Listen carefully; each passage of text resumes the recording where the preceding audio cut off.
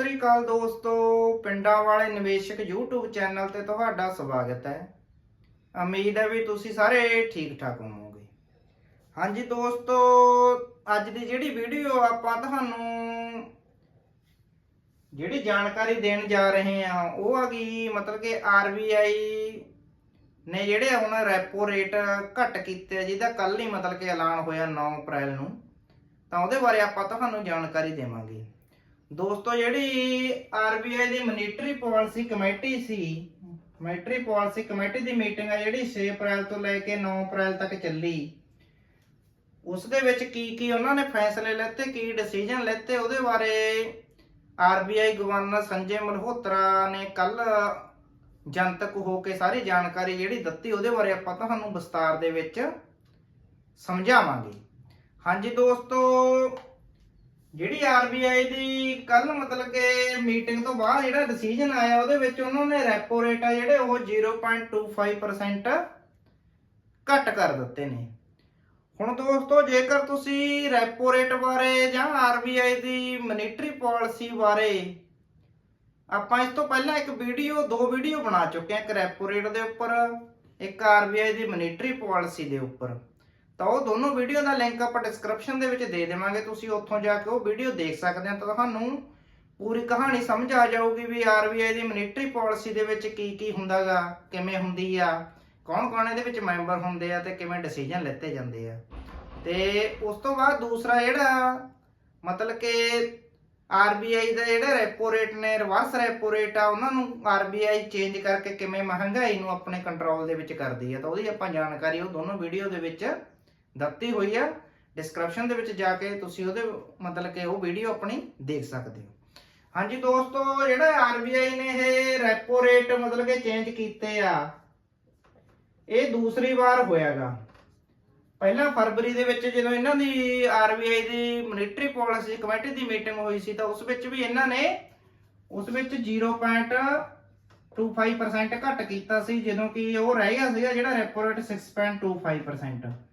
ਪਰ ਜਿਹੜੀ ਕੱਲ ਦੀ ਮੀਟਿੰਗ ਹੋਈ ਹੈ 9 ਅਪ੍ਰੈਲ ਦੀ, ਇਹਦੇ ਵਿੱਚ ਵੀ ਇਹਨਾਂ ਨੇ ਘੱਟ ਕੀਤਾ। ਇਹਦੇ ਵਿੱਚ ਵੀ ਇਹਨਾਂ ਨੇ ਉਨਾ ਹੀ ਘੱਟ ਕੀਤਾ, ਮਤਲਬ 0.25% ਘੱਟ ਕਰਤਾ ਰੇਟ। ਤੇ ਹੁਣ 6% ਜਿਹੜਾ ਰੈਪੋ ਰੇਟ ਆ, ਕਰੰਟਲੀ ਹੁਣ 6% ਜਿਹੜਾ ਰੈਪੋ ਰੇਟ ਆ ਉਹ ਲਾਗੂ ਹੋ ਗਿਆ ਹੈ। ਤਾਂ ਦੋਸਤੋ, ਇਸ ਤੋਂ ਬਾਅਦ ਆਪਾਂ ਤੁਹਾਨੂੰ ਦੱਸਦੇ ਹਾਂ ਵੀ ਰੈਪੋ ਰੇਟ ਘੱਟ ਕਰਨ ਪਿੱਛੇ ਕੀ ਕਾਰਨ ਸੀ। ਜਿਵੇਂ ਕਿ ਜਦੋਂ ਕੋਈ ਮਹਿੰਗਾਈ ਨੂੰ ਕੰਟਰੋਲ ਕੀਤਾ ਜਾਂਦਾਗਾ ਤਾਂ ਰੈਪੋ ਰੇਟ RBI ਵਧਾ ਦਿੰਦੀ ਆ, ਤਾਂ ਮਹਿੰਗਾਈ ਕੰਟਰੋਲ ਦੇ ਵਿੱਚ ਆ ਜਾਂਦੀ ਆ। ਪਰ ਜਦੋਂ ਮਹਿੰਗਾਈ ਕੰਟਰੋਲ ਦੇ ਵਿੱਚ ਹੁੰਦੀ ਆ ਤੇ ਆਪਣੀ ਗਰੋਥ ਆ ਜਿਹੜੀ, ਫਿਰ ਉਹਨੂੰ ਵੀ ਮੇਨਟੇਨ ਕਰਕੇ ਰੱਖਣਾ ਪੈਂਦਾ। ਜਿਹੜੀ ਇਕਨੋਮਿਕ ਗਰੋਥ ਆ ਜਾਂ GDP ਗਰੋਥ ਆ, ਉਸ ਨੂੰ ਵੀ ਮੇਨਟੇਨ ਕਰਕੇ ਰੱਖਣਾ ਪੈਂਦਾ। ਤਾਂ ਕਰਕੇ RBI ਨੂੰ ਫਿਰ ਮਤਲਬ ਕਿ ਆਪਣੀ ਗਰੋਥ ਨੂੰ ਵਧਾਉਣ ਦੇ ਵਾਸਤੇ ਤਾਂ ਇਹਨਾਂ ਨੂੰ ਰੈਪੋ ਰੇਟ ਦੇ ਵਿੱਚ ਚੇਂਜ ਕਰਨਾ ਪਿਆ। ਤਾਂ ਇਹਨਾਂ ਨੇ ਰੈਪੋ ਰੇਟ 0.25% ਘੱਟ ਕਰ ਦਿੱਤੇ ਆ, ਜਿਹੜੇ ਕਿ ਹੁਣ 6% ਚੱਲ ਰਹੇ ਆ। ਤਾਂ ਇਹ ਰੈਪੋ ਰੇਟ ਘੱਟ ਕਰਨ ਦੇ ਨਾਲ ਕੀ ਮਤਲਬ ਕਿ ਮਾਰਕੀਟ ਦੇ ਵਿੱਚ ਫਾਇਦਾ ਹੋਊਗਾ, ਕਿਵੇਂ ਇਹਦੇ ਨਾਲ ਮਹਿੰਗਾਈ ਥੋੜੀ ਹੋਰ ਮਤਲਬ ਕਿ ਵੱਧ ਸਕਦੀ ਹੈ। ਮਹਿੰਗਾਈ ਵਧੂਗੀ ਕਿਉਂਕਿ ਮਹਿੰਗਾਈ ਹੋਣਾ ਜਿਹੜੀ ਉਹ 4% ਚੱਲ ਰਹੀ ਹੈ, ਇਨਫਲੇਸ਼ਨ ਰੇਟ ਜਿਹੜਾ 4% ਚੱਲ ਰਿਹਾ।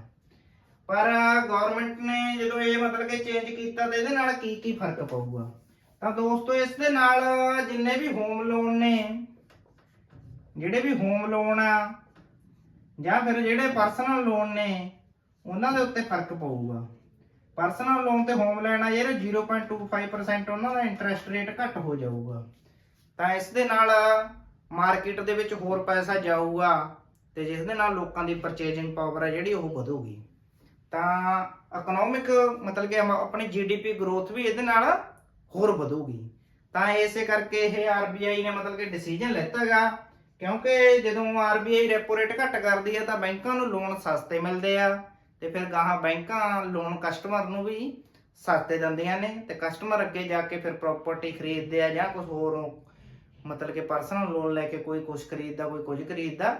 ਤਾਂ ਉਸ ਦੇ ਨਾਲ ਫਿਰ ਮਾਰਕੀਟ ਦੇ ਵਿੱਚ ਪੈਸੇ ਦੀ ਜਿਹੜੀ ਮਤਲਬ ਕਿ ਉਹ ਵੱਧ ਜਾਂਦੀ ਹੈ ਮਾਤਰਾ, ਤੇ ਪਰਚੇਜਿੰਗ ਪਾਵਰ ਵੀ ਕਸਟਮਰ ਦੀ ਵੱਧ ਜਾਂਦੀ ਹੈ। ਇਸ ਤੋਂ ਬਾਅਦ ਦੋਸਤੋ ਤੁਹਾਨੂੰ ਦੱਸਾਂਗੇ ਵੀ ਹੁਣ GDP ਗਰੋਥ ਆ ਜਿਹੜੀ ਉਹ ਕੀ ਚੱਲ ਰਹੀ ਆ, ਤੇ ਜਿਹੜੇ ਆਉਣ ਵਾਲਾ ਜਿਹੜਾ ਹੁਣ ਫਾਈਨੈਂਸ਼ੀਅਲ ਈਅਰ ਆ 2025-26 ਫਾਈਨੈਂਸ਼ੀਅਲ ਈਅਰ ਹੋਇਆ 25-26 ਇਹਦੇ ਵਿੱਚ ਜਿਹੜੀ ਜੀਡੀਪੀ ਗਰੋਥ ਆ ਉਹ ਕੀ ਰਹਿ ਸਕਦੀ ਆ। ਜਿਵੇਂ ਕਿ ਦੋਸਤੋ ਤੁਹਾਨੂੰ ਪਤਾ ਹੀ ਆ ਵੀ ਜਿਹੜੀ ਹੁਣ ਜੀਡੀਪੀ ਗਰੋਥ ਆ ਉਹ 6.7% ਸੀਗੀ, ਜਿਹੜੀ ਪਿਛਲੇ ਸਾਲ ਦੀ, ਪਿਛਲੇ ਫਾਈਨੈਂਸ਼ੀਅਲ ਈਅਰ ਦੀ ਜਿਹੜੀ ਜੀਡੀਪੀ ਗਰੋਥ ਹੈਗੀ। ਤਾਂ ਜੀਡੀਪੀ ਗਰੋਥ ਆ ਜਿਹੜੀ ਹੁਣ ਇਸ ਤੋਂ ਬਾਅਦ ਐਸਟੀਮੇਟ ਜਿਹੜਾ ਆਰਬੀਆਈ ਗਵਰਨਰ ਨੇ ਐਸਟੀਮੇਟ ਦੱਸਿਆ ਵੀ ਜਿਹੜੇ ਅਗਲੇ ਸਾਲ ਦੇ ਵਿੱਚ ਜੀਡੀਪੀ ਗਰੋਥ 6.5% ਰਹਿ ਸਕਦੀ ਆ। ਤਾਂ ਇਸ ਦੇ ਪਿੱਛੇ 2-4 ਕਾਰਨ ਨੇ। ਇੱਕ ਤਾਂ ਤੁਹਾਨੂੰ ਪਤਾ ਹੀ ਹੈ ਵੀ ਜਿਹੜਾ ਮਤਲਬ ਕਿ ਡੋਨਾਲਡ ਟਰੰਪ ਅਮਰੀਕਾ ਦੇ ਰਾਸ਼ਟਰਪਤੀ ਨੇ ਟੈਰਿਫ ਵਾਰ ਲਾਗੂ ਕੀਤੀ ਹੈ, ਟੈਰਿਫ ਵਧਾਏ ਨੇ, ਉਹਦਾ ਕਰਕੇ ਵੀ ਆਪਣੀ ਮਤਲਬ ਕਿ ਆਪਾਂ ਜਿਹੜੇ ਮਤਲਬ ਕਿ ਐਕਸਪੋਰਟ ਕਰ ਰਹੇ ਸੀ ਉਹਦੇ ਉੱਤੇ ਅਸਰ ਪਊਗਾ, ਐਕਸਪੋਰਟ ਦੇ ਉੱਤੇ ਅਸਰ ਪਊਗਾ। ਤਾਂ ਆਪਣੀ ਜਿਹੜੀ ਜੀਡੀਪੀ ਗਰੋਥ ਆ ਉਹਦੇ ਉੱਤੇ ਵੀ ਅਸਰ ਪਊਗਾ, ਕਿਉਂਕਿ ਆਪਾਂ ਨੂੰ ਬਾਹਰਲੇ ਦੇਸ਼ਾਂ ਤੋਂ ਡਾਲਰ ਘੱਟ ਆਉਣਗੇ ਤੇ ਆਪਣਾ ਮਤਲਬ ਕਿ ਜਿਹੜਾ ਟ੍ਰੇਡ ਸਰਪਲਸ ਆ, ਜਿਹੜਾ ਟ੍ਰੇਡ ਸਰਪਲਸ ਆ ਉਹ ਵੀ ਘੱਟ ਹੋ ਜਾਊਗਾ, ਕਿਉਂਕਿ 26% ਜਿਹੜਾ ਟੈਰਿਫ ਆ, ਰੈਸਿਪਰੋਕਲ ਟੈਰਿਫ ਆ ਜਿਹੜਾ ਉਹ ਡੋਨਾਲਡ ਟਰੰਪ ਨੇ ਇੰਡੀਆ ਦੇ ਉੱਤੇ ਲਗਾਇਆ ਹੈਗਾ। ਇਹਦੇ ਉੱਤੇ ਵੀ ਆਪਾਂ ਇੱਕ ਵੀਡੀਓ ਬਣਾਈ ਹੈ, ਉਸ ਦਾ ਲਿੰਕ ਵੀ ਆਪਾਂ ਡਿਸਕ੍ਰਿਪਸ਼ਨ ਦੇ ਵਿੱਚ ਦੇ ਦੇਵਾਂਗੇ, ਤੁਸੀਂ ਉੱਥੋਂ ਜਾ ਕੇ ਉਹ ਵੀ ਆਪਣੀ ਵੀਡੀਓ ਦੇਖ ਸਕਦੇ ਹੋ, ਜਿਹੜੀ ਟੈਰਿਫ ਦੇ ਉੱਤੇ ਆਪਾਂ ਸਪੈਸ਼ਲ ਵੀਡੀਓ ਬਣਾਈ ਹੈ। ਤਾਂ ਦੋਸਤੋ ਇਸ ਤੋਂ ਬਾਅਦ ਉਹਨਾਂ ਨੇ ਮਤਲਬ ਕਿ ਆਰਬੀਆਈ ਗਵਰਨਰ ਦਾ ਜਿਹੜਾ ਕਹਿਣਾ ਹੈ ਵੀ 6.5% ਜਿਹੜੀ ਜੀਡੀਪੀ ਗਰੋਥ ਅਗਲੇ ਸਾਲ ਦੇ ਵਿੱਚ ਰਹਿ ਸਕਦੀ ਹੈ। ਤੇ ਉਹਨਾਂ ਨੇ ਇਹ ਪ੍ਰੋਜੈਕਟ ਕੀਤਾ ਹੈਗਾ, ਮਤਲਬ ਕਿ ਪਹਿਲੇ ਕੁਆਟਰ ਦੇ ਵਿੱਚ ਉਹ ਬੋਲ ਰਹੇ ਆ ਵੀ ਜਿਹੜਾ ਅਪ੍ਰੈਲ ਤੋਂ ਲੈ ਕੇ ਜੂਨ ਦਾ ਕੁਆਟਰ ਆ ਉਹਦੇ ਵਿੱਚ 6.5% ਰਹੂਗੀ। ਉਸ ਤੋਂ ਬਾਅਦ ਜਿਹੜਾ ਜੁਲਾਈ ਤੋਂ ਲੈ ਕੇ ਸਤੰਬਰ ਤੱਕ ਆ ਉਹਦੇ ਵਿੱਚ 6.7, ਤੇ ਉਸ ਤੋਂ ਬਾਅਦ ਜਿਹੜਾ ਮਤਲਬ ਕਿ ਅਕਤੂਬਰ ਤੋਂ ਲੈ ਕੇ ਦਸੰਬਰ ਤੱਕ ਦਾ ਕੁਆਟਰ ਆ ਉਹਦੇ ਵਿੱਚ 6.6, ਤੇ ਫਿਰ ਜਿਹੜਾ ਚੌਥਾ ਲਾਸਟ ਕੁਆਟਰ ਆ ਉਹਦੇ ਵਿੱਚ 6.3। ਤਾਂ ਇਹ ਉਹਨਾਂ ਨੇ ਪ੍ਰੋਜੈਕਟ ਕੀਤਾਗਾ, ਪਰ ਜੀਡੀਪੀ ਗਰੋਥ ਕਿੰਨੀ ਰਹੂਗੀ, ਕਿੰਨੀ ਮਤਲਬ ਕਿ ਆਉਣ ਵਾਲਾ ਟਾਈਮ ਹੀ ਦੱਸੂਗਾ, ਤੇ ਸਰਵੇ ਦੱਸਾਂਗੇ, ਜਿਹੜੇ ਇਕਨੋਮਿਕ ਸਰਵੇ ਆਉਣਗੇ ਉਹਨਾਂ ਦੇ ਉੱਤੋਂ ਆਪਾਂ ਨੂੰ ਪਤਾ ਲੱਗੂਗਾ ਇਹ ਜੀਡੀਪੀ ਗਰੋਥ ਐਕਚੁਅਲ ਦੇ ਵਿੱਚ ਕਿੰਨੀ ਹੋਊਗੀ। ਪਰ ਇਹ ਇਹਨਾਂ ਦਾ ਪ੍ਰੋਜੈਕਟ ਆ ਤੇ ਇੱਕ ਐਸਟੀਮੇਟਡ ਮਤਲਬ ਕਿ ਪਹਿਲਾਂ ਲਾਇਆ ਹੋਇਆ ਵੀ ਇੰਨੀ ਜੀਡੀਪੀ ਗਰੋਥ ਰਹਿ ਸਕਦੀ ਹੈ। ਇਸ ਤੋਂ ਬਾਅਦ ਦੋਸਤੋ ਸੀਪੀਆਈ ਦਾ ਜਿਹੜਾ ਇਨਫਲੇਸ਼ਨ ਆ ਉਹ ਵੀ ਆਰਬੀਆਈ ਗਵਰਨਰ ਨੇ ਮਤਲਬ ਕਿ ਆਪਣੇ ਭਾਸ਼ਣ ਦੇ ਵਿੱਚ ਦੱਸਿਆ ਵੀ ਜਿਹੜਾ ਸੀਪੀਆਈ ਦਾ ਇਨਫਲੇਸ਼ਨ ਆ ਉਹ 4% ਪ੍ਰੋਜੈਕਟ ਕੀਤਾ ਉਹਨਾਂ ਨੇ 25-26 ਦੇ ਵਿੱਚ।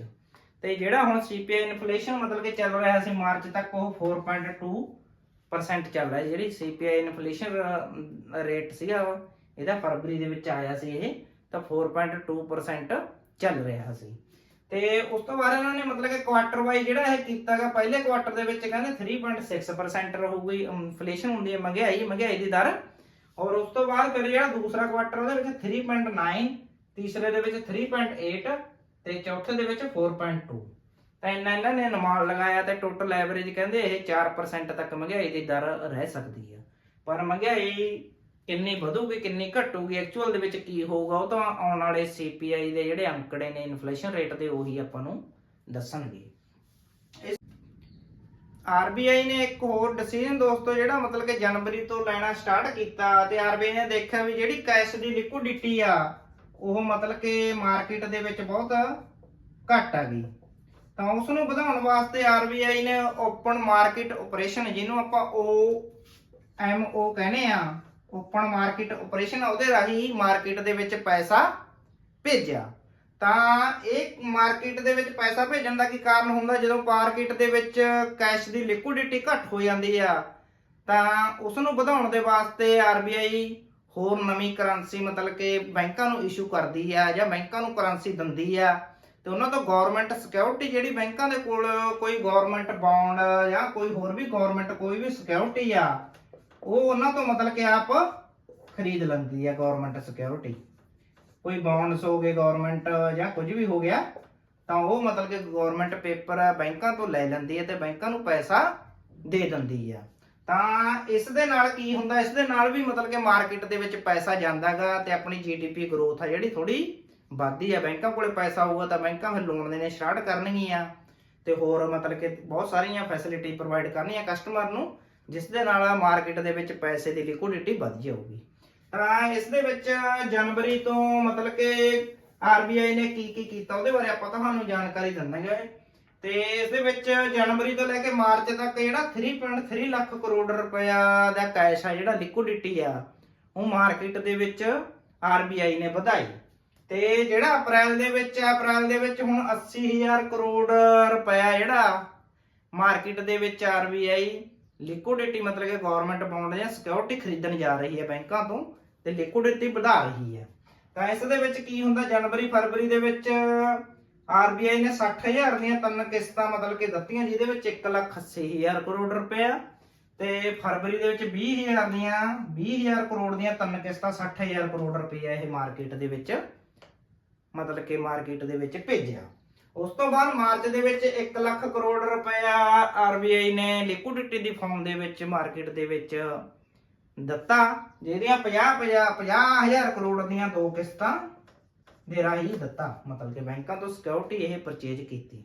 ਉਸ ਤੋਂ ਬਾਅਦ ਹੁਣ ਜਿਹੜਾ ਅਪ੍ਰੈਲ ਦੇ ਵਿੱਚ ਕਰਨ ਜਾ ਰਹੀ ਹੈ ਆਰਬੀਆਈ ਦੇ ਗਵਰਨਰ ਨੇ ਜਿਹੜੀ ਮਤਲਬ ਕਿ ਘੋਸ਼ਣਾ ਕੀਤੀ, ਉਹਦੇ ਵਿੱਚ ਇਹਨਾਂ ਨੇ 3 ਅਪ੍ਰੈਲ ਤੇ 8 ਅਪ੍ਰੈਲ ਨੂੰ 20,000 ਦੀਆਂ ਕਿਸ਼ਤਾਂ ਇਹ ਮਤਲਬ ਕਿ ਦੇ ਚੁੱਕੇ ਆ ਮਾਰਕੀਟ ਦੇ ਵਿੱਚ ਲਿਕੁਇਡਿਟੀ ਦੀਆਂ, ਤੇ ਜਿਹੜੀਆਂ ਅਗਲੀਆਂ ਮਤਲਬ ਕਿ 22 ਅਪ੍ਰੈਲ ਨੂੰ ਤੇ 29 ਅਪ੍ਰੈਲ ਨੂੰ 20,000 ਦੀਆਂ 40,000 ਕਰੋੜ ਰੁਪਇਆ ਹੋਰ ਮਾਰਕੀਟ ਦੇ ਵਿੱਚ ਲਿਕੁਇਡਿਟੀ ਦੀ ਫਾਰਮ ਦੇ ਵਿੱਚ ਦੱਸਣਗੇ, ਮਤਲਬ ਕਿ ਫਾਰਮ ਦੇ ਵਿੱਚ ਲਿਕੁਇਡਿਟੀ ਦੀ ਫਾਰਮ ਦੇ ਵਿੱਚ ਮਾਰਕੀਟ ਦੇ ਵਿੱਚ ਇਹ ਸਿਕਿਉਰਿਟੀ ਜਾਂ ਬੌਂਡ ਬੈਂਕਾਂ ਤੋਂ ਪਰਚੇਜ ਕਰਨਗੇ, ਜਿਸ ਦੇ ਨਾਲ ਬੈਂਕਾਂ ਕੋਲੇ ਪੈਸਾ ਆਊਗਾ ਤਾਂ ਬੈਂਕਾਂ ਹੋਰ ਜ਼ਿਆਦਾ ਲੋਨ ਦੇਣੇ ਸਟਾਰਟ ਕਰਨੀ ਆ, ਤੇ ਕਸਟਮਰ ਲੋਨ ਦੇ ਕੇ ਲੋਨ ਲੈਣ ਤੋਂ ਬਾਅਦ ਕੁਝ ਪਰਚੇਜ ਕਰਨਗੇ, ਜਿਨ੍ਹਾਂ ਨਾਲ ਉਹਨਾਂ ਦੀ ਪਰਚੇਜਿੰਗ ਪਾਵਰ ਵਧੂਗੀ। ਪਰਚੇਜਿੰਗ ਪਾਵਰ ਵਧਣ ਦੇ ਨਾਲ ਹੀ ਫਿਰ ਆਪਣੀ ਜੀਡੀਪੀ ਗਰੋਥ ਵੱਧ ਸਕਦੀ ਆ।